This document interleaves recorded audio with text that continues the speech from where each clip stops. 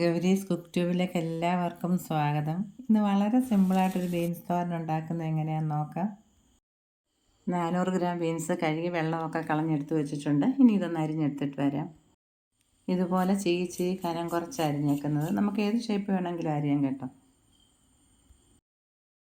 ഇനി 1/2 ടീസ്പൂൺ ഉപ്പുപൊടി ചേർത്ത് കൈ കൊണ്ട് തന്നെ നല്ലപോലെ ഒന്ന് പുരട്ടി 5 മിനിറ്റ് ഒന്ന് അടച്ച് വയ്ക്കുക. ആ സമയം കൊണ്ട് ഇതിലുള്ള വെള്ളം ഇറങ്ങുകയും ചെയ്യും. ബീൻസ് നല്ല സോഫ്റ്റായിട്ടും വരും. ഇത്രയും ചെറിയ ഉള്ളി എടുത്തിട്ടുണ്ട്. ഇത് കനം കുറച്ചൊന്ന് അരിഞ്ഞെടുക്കാം.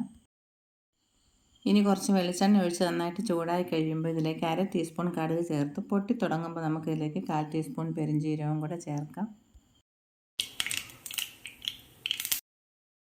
ഇതും ഒന്ന് ചോക്കാൻ തുടങ്ങുമ്പോൾ അരിഞ്ഞു വെച്ചിരിക്കുന്ന ചെറിയ ഉള്ളിയും കൂടെ ചേർത്ത് നല്ലപോലെ ഒന്ന് വഴറ്റിയെടുക്കണം. ചെറിയ ഉള്ളി ചേർത്ത് വയ്ക്കുന്നതിന് നല്ല ടേസ്റ്റ് കിട്ടുന്നത്. ഇല്ലെങ്കിൽ സവാള ചേർക്കാം. ഇപ്പോഴുള്ളി നല്ലപോലെ വഴന്നിട്ടുണ്ട്. ഇനി ഇതിലേക്ക് ഒരു പച്ചമുളക് 3ആയിട്ട് മുറിച്ചാണ് ചേർക്കുന്നത്. വറ്റൽമുളക് ചേർക്കുന്നതിന് പകരമായിട്ട് പച്ചമുളകിൻ്റെ കൂടെ കുറച്ച് കറിവേപ്പിലയും കൂടി ഇട്ട ശേഷം 1 ടീസ്പൂൺ മല്ലിപ്പൊടി ചേർത്ത് ഇതിൻ്റെ പച്ചമണം പോകുന്നവരെ ഒന്ന് ചൂടാക്കി എടുക്കണം. ഇതിലേക്ക് നമ്മൾ അരിഞ്ഞു വെച്ചിരിക്കുന്ന ബീൻസ് ചേർക്കാം.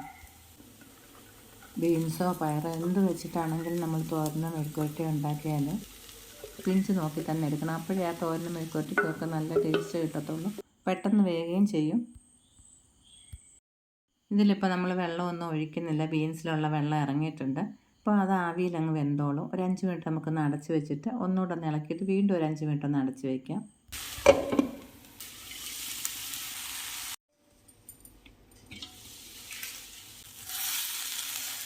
ഇപ്പോൾ ബീൻസ് നല്ലോണം വെന്തിട്ടുണ്ട്.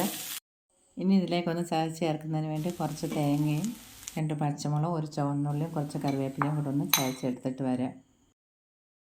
ഈ പച്ചമുളക് ഒന്ന് മുറിച്ചിട്ട് ചതച്ചെടുക്കാം.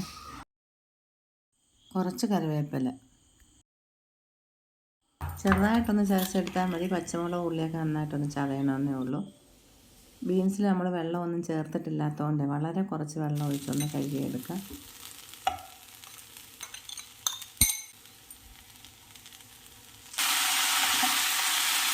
തേങ്ങയിട്ടൊന്ന് ഇളക്കിയിട്ട് ഇതുപോലൊന്ന് പൊത്തി വെച്ചാൽ മതി. അടച്ചൊന്നും വെക്കേണ്ട. തേങ്ങയുടെ പച്ചമണം ഒന്ന് പോകുന്നവരെ 2 മിനിറ്റ്. കുറച്ച് ഉപ്പിൻ്റെ കുറവുണ്ട്. ഇത്രയും കൂടി ചേർത്ത് നമുക്കൊന്ന് ഇളക്കിയിട്ട് സ്റ്റവ് ഓഫ് ചെയ്യാം.